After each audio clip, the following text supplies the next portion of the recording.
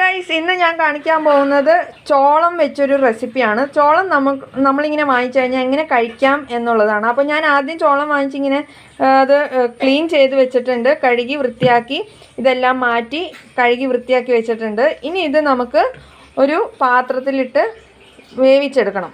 അതെങ്ങനെയാണെന്ന് നോക്കാം.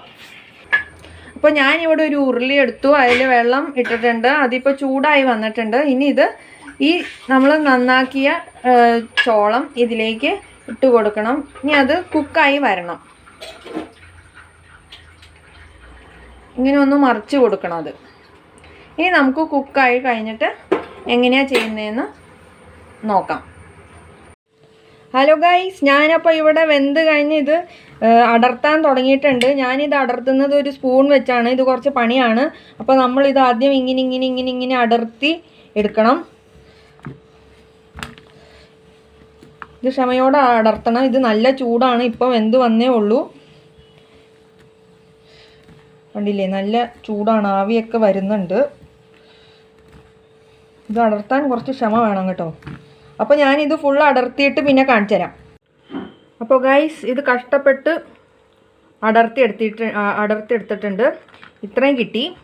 ഇനി ഇതെന്ത് ചെയ്യണമെന്ന് വെച്ചാൽ, ഇതിൻ്റെ മുകളിൽ ഒരു ശകലം എണ്ണ, അധികം ആവരുത്, ശകലം വെളിച്ചെണ്ണ സൂക്ഷിച്ചിടണം, അല്ലെങ്കിൽ കൂടി പോകും. അപ്പം നമുക്കൊരു ശകലം വെളിച്ചെണ്ണ, ജസ്റ്റ് ഒരു കോട്ടിങ്ങിന് വേണ്ടി മാത്രം. പിന്നെ ഇതിപ്പോൾ എടുക്കണ്ട. പിന്നെ ഒരു ശകലം മുളക് പൊടി ഇതിൻ്റെ മുകളിൽ ഇങ്ങനെ വിതറുക,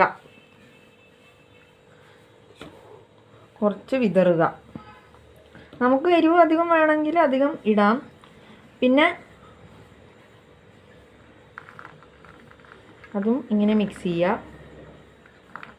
അപ്പോൾ മുളക് പൊടി ഇട്ട് കഴിഞ്ഞു. ഇനി നമുക്ക് ഇടേണ്ടത് കുറച്ച് ഉപ്പും കൂടി ഇങ്ങനെ സ്പ്രിങ്കിൾ ചെയ്യാം.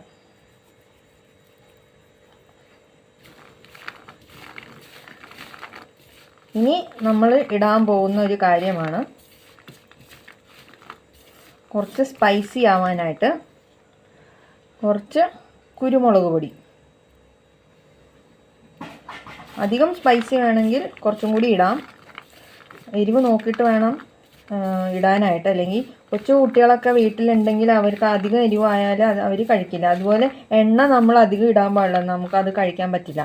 നോക്കി ജസ്റ്റ് ഒരു കോട്ടിങ്ങിന് വേണ്ടിയിട്ടാണ് നമ്മളത് ഇടുന്നത്.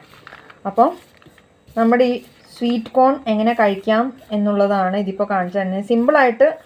സിമ്പിളായിട്ടുള്ള ഒരു റെസിപ്പിയാണ്.